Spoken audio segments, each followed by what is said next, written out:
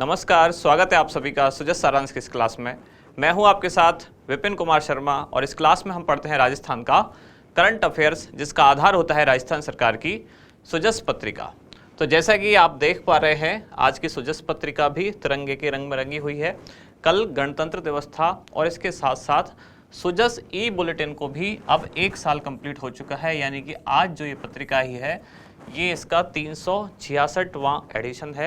इसकी शुरुआत हुई थी 26 जनवरी 2022 से, तब से ई बुलेटिन आना शुरू हुआ, यानी कि ई पेपर जिसको हम डिस्कस कर रहे हैं, जिसमें हमारी आज की कौन सी क्लास है, ये 149। तो इस तरह से 1 साल इसको कंप्लीट हो चुका है। यहाँ आप गणतंत्र दिवस समारोह की इमेजेस देख पा रहे हैं। शुरुआत करते हैं हेडलाइन के साथ। सबसे पहले न्यूज भी यही है कि जश्न, सम्मान और अदम्य साहस का प्रदर्शन, जो गणतंत्र दिवस समारोह था, इसका राज्य स्तरीय जो समारोह का आयोजन किया गया, उसके बारे में कुछ जानकारी दी गई है। मुख्यमंत्री ने अमर जवान ज्योति पर श्रद्धा सुमन अर्पित किए। बढ़ते हैं आगे। यहाँ मुख्यमंत्री द्वारा मुख्यमंत्री निवास पर जो ध्वजारोहण किया गया, ये उसकी फोटो है। तो ये बात शायद आप जानते होंगे, और अगर नहीं जानते हैं तो मैं आपको बता देता हूँ कि राज्य स्तर पर ध्वजारोहण किसके द्वारा किया गया, तो राज्यपाल द्वारा किया जाता है। कहाँ? जो कि यहाँ SMS स्टेडियम, जहाँ राज्य स्तरीय समारोह का आयोजन किया जाता है, और मुख्यमंत्री द्वारा किया गया मुख्यमंत्री आवास पर। अब बढ़ते हैं आगे।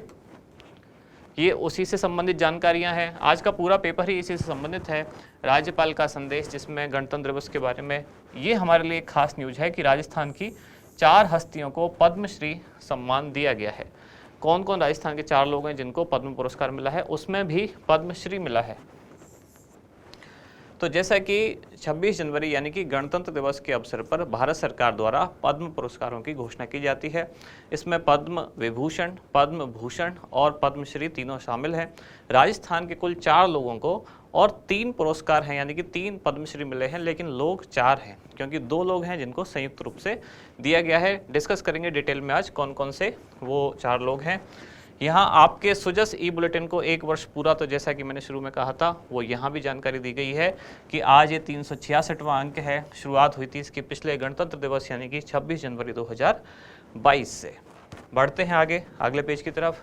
यहाँ जिला स्तर पर जहाँ जहाँ जो आयोजन किए गए गणतंत्र दिवस के, उनकी फोटोग्राफ्स आपको दिखाई दे पा रही हैं। अगले पेज पर भी वही है। इसके बाद हमारा इंडेक्स। तो आज के पूरे पेपर में 2 ही जानकारियां हैं। एक है गणतंत्र दिवस समारोह का आयोजन, राज्य स्तरीय समारोह और जिला स्तर पर अलग अलग जो आयोजन किए गए, और दूसरा जो पद्म पुरस्कार है, राजस्थान के 4 हस्तियों को पद्मश्री सम्मान दिया गया है।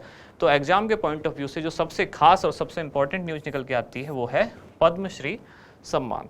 जो लोग अभी ग्रेड 3 वाला एग्जाम देने जा रहे हैं, वो अगर ऐसा सोचते हैं कि जनवरी वाला करंट अफेयर्स नहीं पढ़ना है, केवल फरवरी में एग्जाम है, तो उससे पहले तक हम बंद कर देना चाहिए, तो मैंने उनको कहा था कि ऐसी कोई बहुत ज़्यादा इंपॉर्टेंट चीज़ है वो आपको जरूर पढ़नी है, यानी कि ये पद्म पुरस्कार जो अभी 26 जनवरी को घोषणा की गई है, ये आपको जरूर याद रखने हैं। पूछे जाने की पूरी संभावना है। तो चलिए देखते हैं। सबसे पहले शुरुआत करेंगे 74वां गणतंत्र दिवस राज्य स्तरीय समारोह। कहाँ आयोजित हुआ राज्य स्तरीय समारोह? तो SMS स्टेडियम, यानी कि पूरा नाम जिसका है सवाई मानसिंह स्टेडियम, जयपुर, यहाँ राज्य स्तरीय समारोह का आयोजन किया गया।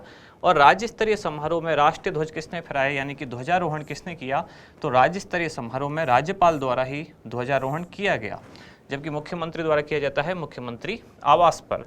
और यहाँ अलग अलग बटालियन हैं जिन्होंने परेड में हिस्सा लिया। कुल 16 टुकड़ियाँ शामिल हुई। वैसे इसमें से बहुत कम ऐसी चीज़ें हैं जो काम की हैं एग्जाम के पॉइंट ऑफ व्यू से, क्योंकि ज़्यादातर समारोह है और उसकी केवल फोटोग्राफ्स दी गई हैं, कहाँ किसने ध्वजारोहण किया वगैरह।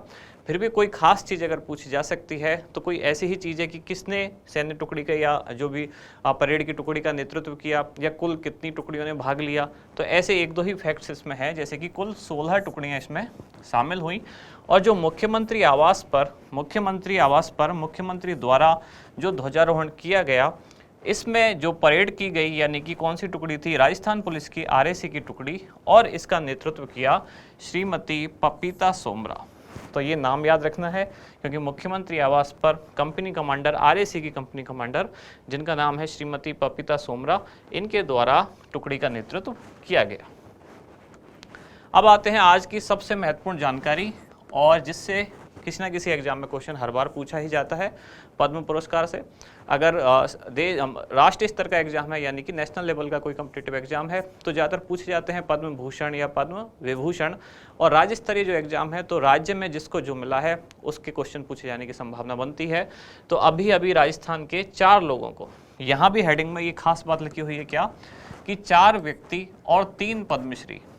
इसमें आपको कंफ्यूज नहीं होना है क्योंकि पुरस्कार अगर गिने जाएं तो 3 ही हैं, क्योंकि 2 लोगों को संयुक्त रूप से दिए गए हैं। तो इस तरह से कुल 4 लोगों को लेकिन 3 पद्मश्री प्राप्त हुए।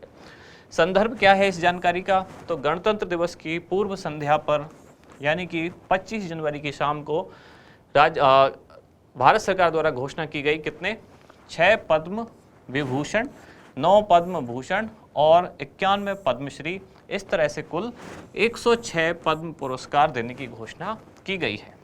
अभी घोषणा की गई है और इनको दिया कब जाता है तो लगभग मार्च या अप्रैल में राष्ट्रपति भवन में एक समारोह होता है, इन सब लोगों को बुलाया जाता है, तब इनको पुरस्कार प्रदान किया जाता है। अब राजस्थान के संदर्भ में हम यहाँ पढ़ रहे हैं तो राजस्थान के कुल 4 व्यक्तियों को 3 पद्मश्री दिए गए हैं। आप देखते हैं कौन कौन वो 4 लोग हैं। सबसे पहले हुसैन बंधु यानी हुसैन ब्रदर्स, यानी कि वही इसी में वो 2 लोग हैं, मतलब इसमें व्यक्ति 2 शामिल हैं लेकिन अवार्ड एक ही गिना जाएगा। तो यही वो कारण है कि 4 लोगों को 3 अवार्ड।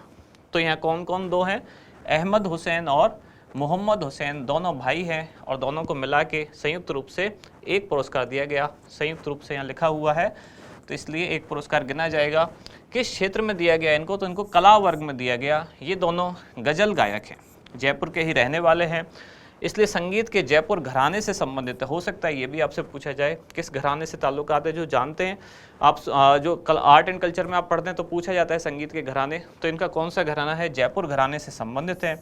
और जब इन्होंने अपने संगीत वाले करियर की शुरुआत की थी तो शुरुआत में शास्त्रीय संगीत और ठुमरी गायन से इन्होंने शुरुआत की थी। अभी ये गज़ल गायक हैं और वर्ष 2000 में इनको संगीत नाटक अकेडमी अवार्ड भी दिया जा चुका है भारत सरकार द्वारा। तो ये इनके बारे में खास जानकारियाँ याद रखनी है आपको। कौन कौन, अहमद हुसैन और मोहम्मद हुसैन, दोनों को किस क्षेत्र में, कला वर्ग में, कहाँ के रहने वाले हैं, जयपुर के, गज़ल गायक हैं, जयपुर संगीत घराने से संबंधित हैं, शास्त्रीय संगीत और ठुमरी गायन से इनका संबंध है और वर्ष 2000 में इनको संगीत नाटक अकेडमी अवार्ड दिया जा चुका है। इसके बाद दूसरे हैं मूलचंद लोढ़ा। इनका क्षेत्र किस क्षेत्र में दिया गया इनको, समाज सेवा में। अब इन्होंने समाज सेवा में क्या क्या काम किए, अगर क्षेत्र पूछा जाए तो समाज सेवा, लेकिन समाज सेवा में भी कुछ तो काम किया होगा। क्या काम किया, तो आदिवासी उत्थान हेतु कार्य किया। पहले तो जैसे इनका स्थान कहाँ है, डूंगरपुर, तो डूंगरपुर बांसवाड़ा के क्षेत्र में ज़्यादातर आदिवासी जो जनसंख्या है उसके उत्थान हेतु उन्होंने कार्य किया। आँख के अस्पताल खोले, विभिन्न नेत्र अस्पताल खोले और जन जागरण सेवा मंडल के ये संस्थापक हैं। ये इनकी एक संस्था है जन जागरण सेवा मंडल।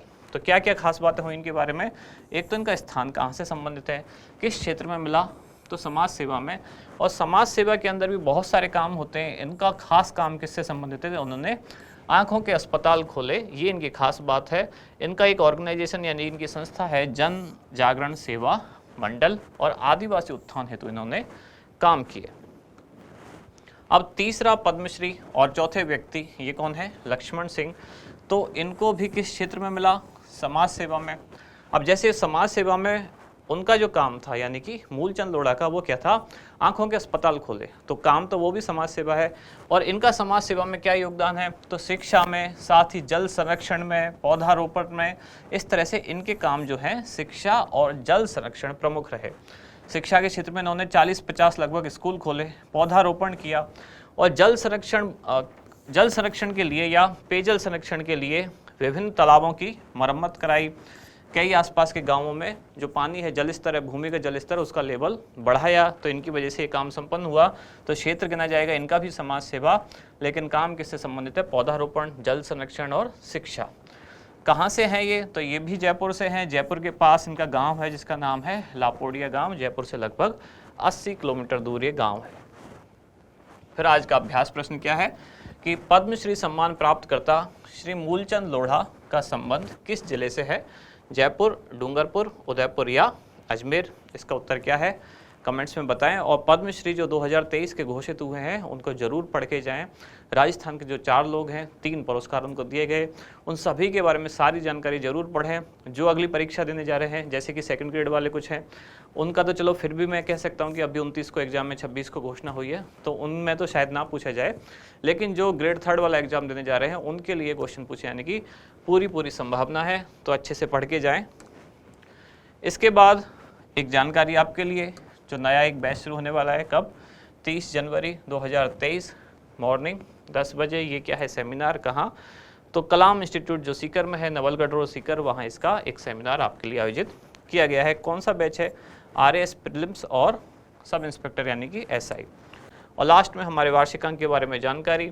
वार्षिकांक के बारे में हम लगातार डिस्कस कर रहे हैं कि इसके साथ आपको एक परीक्षा विशेषांक निःशुल्क दिया जा रहा है, जिसमें इस वार्षिकांक का सारांश है, साथ ही विगत परीक्षाओं में पूछे गए राजस्थान करंट अफेयर्स के क्वेश्चन है, जिसमें बहुत सारे एग्जाम जैसे कि CET है, या टीचर्स ग्रेड 1 है, या ग्रेड 2 है, या प्रयोगशाला सहायक है, इस तरह के जो भी एग्जाम अभी संपन्न हुए, वनपाल, वन रक्षक वाले, तो उन सभी परीक्षाओं के क्वेश्चन हैं। और साथ ही अभ्यास हेतु कुछ प्रश्न दिए गए हैं।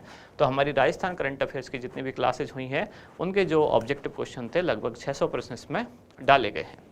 तो यहाँ समाप्त होती है आज की क्लास। अब मिलते हैं कल अगली न्यूज़ के साथ अगली क्लास में। धन्यवाद।